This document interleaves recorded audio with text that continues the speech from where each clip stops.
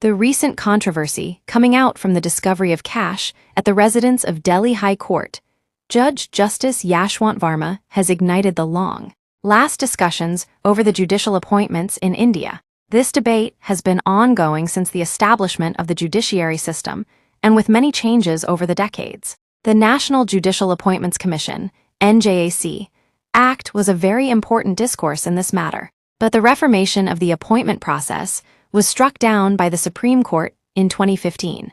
Now, let us attention to the historical context. Since India's independence in 1947, judicial appointments have been evolved many times. Initially, the executive branch of the judiciary system appointed judges to the higher judiciary. This continued until the 1970s. To stop political interference, the Supreme Court established the collegium system. This system aimed to protect judicial independence by giving the judiciary the primary role in appointing the judges. The collegium system emerged from the three important landmark Supreme Court judgments known as the first, second, and third judges' cases. These judgments clarified that the Chief Justice of India, CJI, and the four senior-most judges would play the key role by recommending the names of judges for the judicial appointments. This system, although not mentioned in the Constitution of India, was deemed essential for maintaining judicial independence to uphold the basic structure of the Indian Constitution. Introduction of the National Judicial Appointment Commission, NJAC. In 2014, the government tried to introduce the NJAC for reformation of the judicial appointment process. That act aimed to create an independent commission to appoint judges, replacing the collegium system. The National Judicial Appointment Commission, NJAC, was composed of the Chief Justice of India, two senior-most judges, the Union Minister of Law and Justice, and two eminent persons from civil society.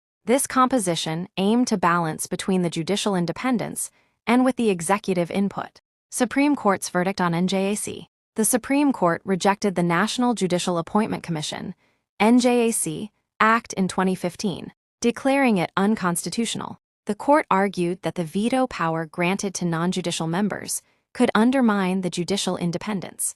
The ruling government emphasized that the judiciary must have the primary role in appointing judges to preserve the rule of law and democracy. Criticism of the collegium system. Despite its intentions, the collegium system has faced many criticism for time and again for being opaque and unaccountable. Critics also argue that it lacks transparency in its decisions and does not adequately represent our great diverse societal interests. This ongoing critique marks the need for a more balanced approach to judicial appointments. Future of judicial appointments. The debate relates to the judicial appointments continues.